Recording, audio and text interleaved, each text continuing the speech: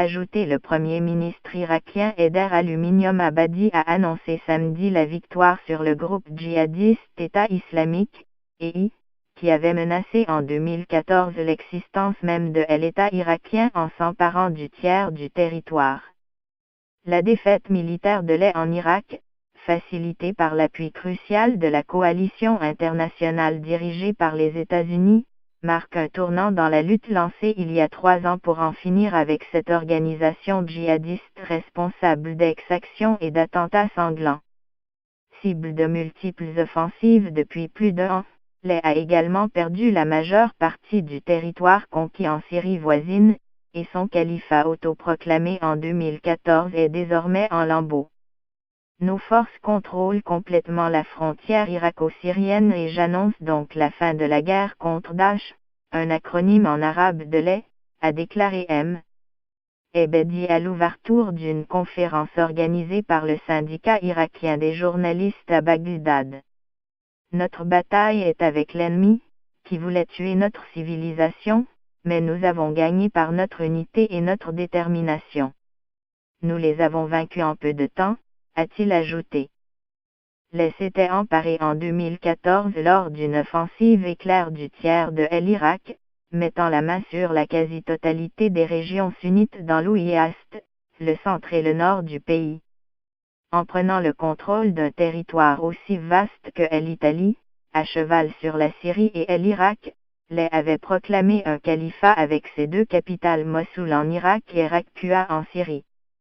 Bonne nouvelle, l'armée irakienne désemparée avait battu en retraite face au rouleau compresseur des djihadistes et devant l'imminence du danger, la principale figure spirituelle de la communauté chiite en Irak, l'ayatollah Ali Sistani, avait lancé un appel à la mobilisation générale.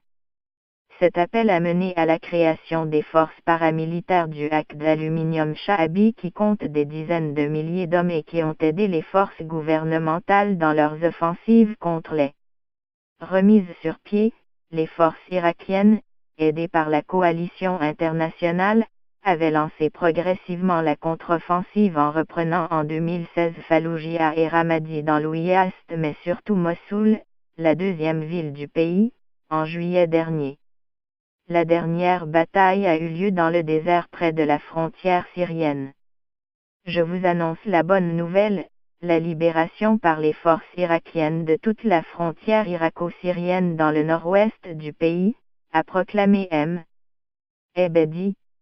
Le chef du commandement conjoint des opérations, JARC, le général Abdelhamir Yarallah, a annoncé de son côté que durant la dernière opération de nettoyage, l'armée irakienne et le Aqd Aluminium Sha'abi ont réussi à libérer la plaine désertique des Calitres Jazira entre la province de Ninive et celle des Calitres Anbar, avec l'appui de l'aviation irakienne.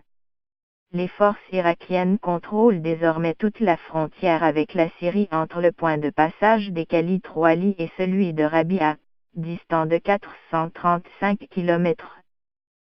Cependant, selon les experts, l'EI garde une capacité de nuisance et peut encore faire couler le sang en retournant à la clandestinité et en menant des attentats spectaculaires. En outre, pour en finir totalement avec l'EI, l'armée irakienne a annoncé son intention de nettoyer à une date non précisée le Wadi Rouran, une vallée des Irak située dans la province occidentale des Calitres Anbar et qui s'étend de la frontière saoudienne jusqu'à l'Euphrate et se poursuit jusqu'aux frontières syro-jordaniennes.